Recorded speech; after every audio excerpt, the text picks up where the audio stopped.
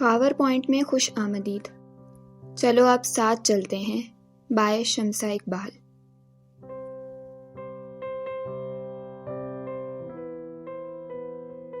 قسط نمبر 10.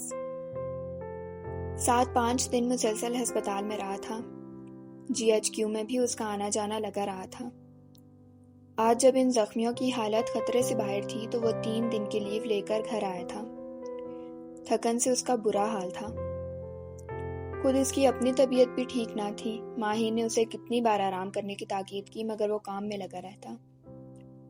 وہ جانتا تھا یہ زخمی فوجی بھی اس ملک کا سرمایہ ہے جو بغیر رینکس اور تنخواہ کی پرواہ کیے بس جان کی بازی لگانے کو تیار کھڑے ہیں. سعد آتے ہی تھک کر صوفے پر لیٹ گیا. سامنے ہی راشدہ بیگم اس کے لیے کھانا تیار کر رہی تھی. وہ باہر آ کر اس کے ساتھ بیٹھی تو سعد ان کی گود میں سر رکھ کر لیٹ گیا. تھکاوٹ اس کے جسم کے ہر حصے سے عیاں ہو رہی تھی. میرا بیٹا بہت تھک گیا ہے نا؟ راشدہ بیگم نے پیار سے اس کی پیشانی چومی. ماں کی ممتا کا یہ لمس اس کی تھکاوٹ کو دور کر رہا تھا. اب تھکاوٹ نہیں رہی مما، آپ کے پاس جو آ گیا ہوں. وہ مسکرا کر ان کے ہاتھ چومتے ہوئے کہہ رہا تھا. میں کھانا بنا رہی ہوں، کھا کر میڈیسن لے کر سو جانا. ماہین نے میڈیسن بھجوا دی ہے. راشدہ بیگم نے اس کے بالوں میں پیار سے ہاتھ پھیرتے ہوئے کہا. اتنا لاپرواہ سا نظر آنے والا یہ بیٹا کتنا ذمہ دار تھا، اس کا احساس تھا انہیں. مما اتنا کام آپ اکیلے کرتی ہیں، کبھی آپ کو بیٹی کی کمی محسوس نہیں ہوئی جو آپ کی مدد کرتی، آپ سے ڈھیر ساری باتیں کرتی؟ سعد اب آنکھیں موندے سوال کر رہا تھا. ہوتی تھی، پر جب تم نے بولنا شروع کیا تم اتنا بولتے تھے کہ بیٹی کی کمی محسوس ہی نہیں ہوئی. گھر کے کام بھی تم کروا لیتے تھے، بہت ساری باتیں بھی کر لیتے تھے مجھ سے. انہوں نے مسکرا کر جواب دیا. مجھے ایک بہن کی کمی ہمیشہ محسوس ہوتی تھی. اپنے دوستوں کی بہنوں کو جب بھائیوں سے لاڈ اٹھواتے دیکھتا تھا تو میرا بھی دل کرتا تھا میری کوئی بہن ہو. اب ماہی آپی کے آنے کے بعد وہ کمی بھی پوری ہو گئی ہے. وہ تو بہت خیال رکھتی ہے تمہارا. ابھی بھی بہت پریشان تھی وہ، بہت اچھی لڑکی ہے وہ. راشدہ بیگم بھی اس کی حمایت میں بولی. میں ہوں ہی اتنا پیارا اور ہینڈسم کہ ہر ایک کو مجھ سے پیار ہو جاتا ہے. وہ آنکھیں بند کیے مسکرا رہا تھا. اور تمہیں کسی سے نہیں ہوا اب تک کیا؟ ہوا ہے نا؟ سعد نے جھٹ سے آنکھیں کھولی. کس سے؟ راشدہ بیگم نے حیرت سے اسے دیکھا. وہ بہت خوبصورت ہے، مجھے اس دنیا میں اس سے بڑھ کر خوبصورت کوئی نہیں لگتا. وہ مسکراتے ہوئے انہیں کہہ رہا تھا. وہ ہے کون سعد؟ راشدہ بیگم نے اس سے پوچھا. وہ بتا دوں وہ کون ہے؟ سعد اٹھ کر بیٹھ گیا. راشدہ بیگم نے اس بات میں سر ہلایا.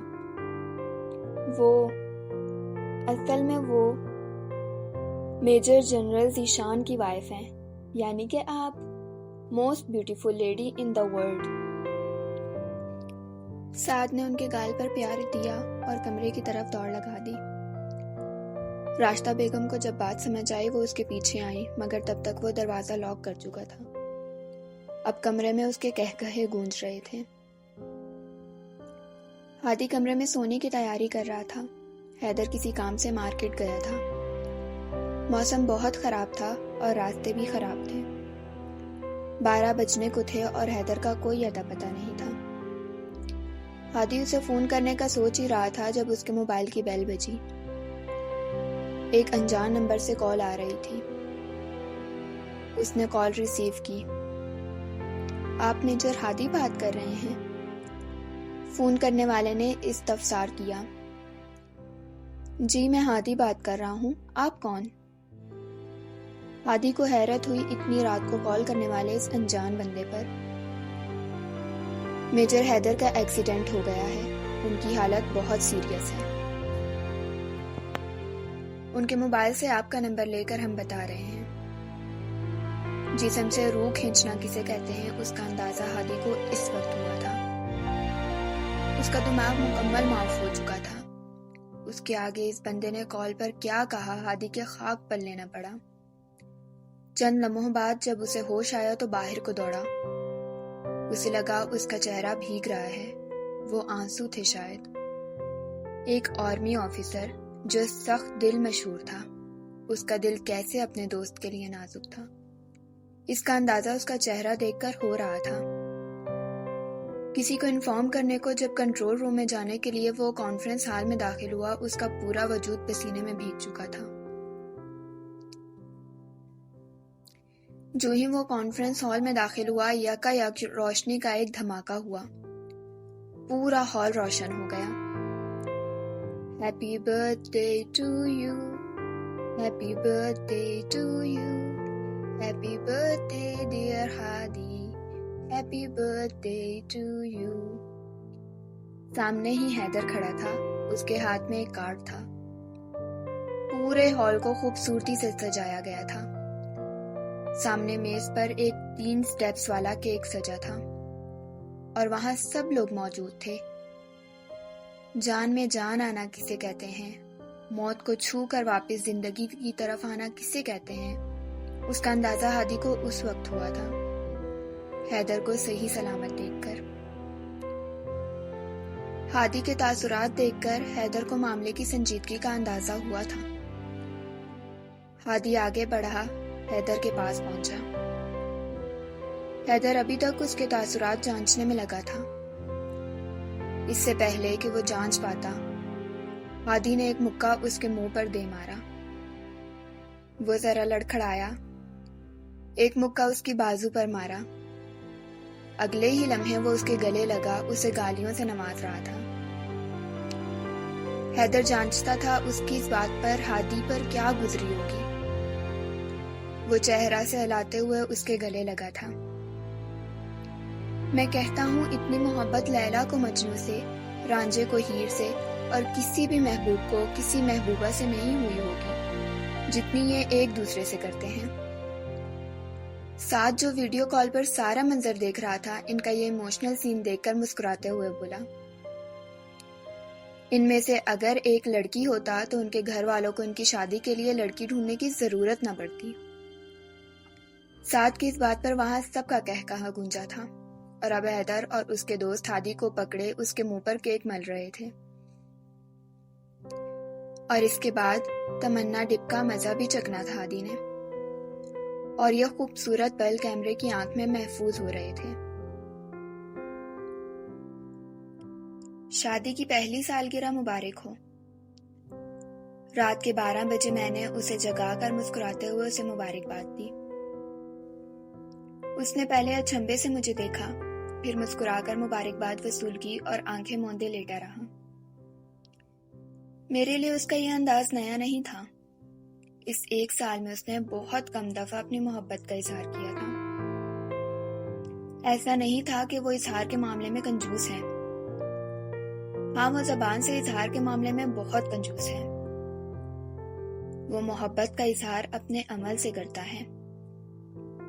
وہ میرا خیال رکھتا ہے، میری خواہشات کا احترام کرتا ہے، ہر معاملے میں میری رائے لیتا ہے اور کوئی بھی فیصلہ باہمی مشورے کے بغیر نہیں لیتا۔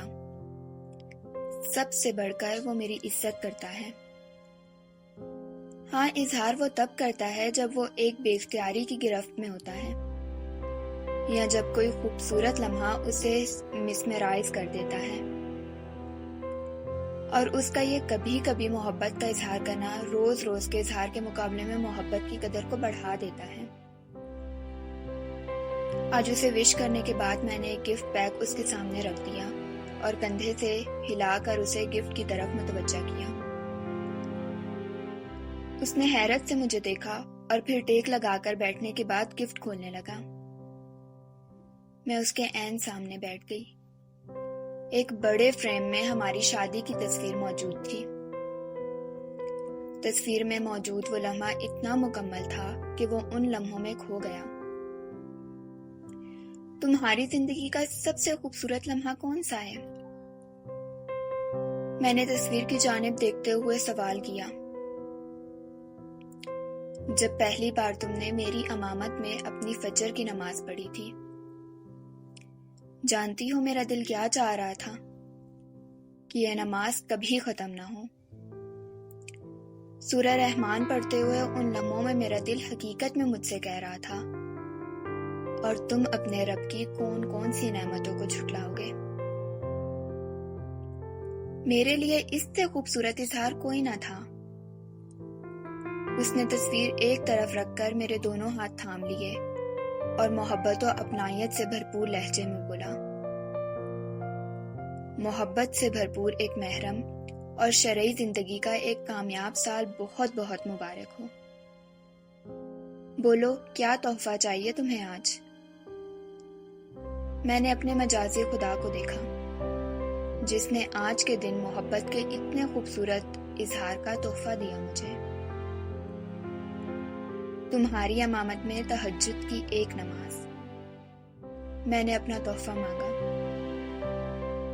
وہ کچھ لمحے بنا پلک جھپکے مجھے دیکھتا رہا، پھر اس نے ذرا آگے جھک کر میری پیشانی پر شرعی رشتے کی روح سے ایک مہر محبت ثبت کی اور وضو کرنے اٹھ کھڑا ہوا، جبکہ میرا دل بے اختیار کہہ اٹھا، اور تم اپنے رب کی کون کون سی نعمتوں کو جھٹلاؤ گے۔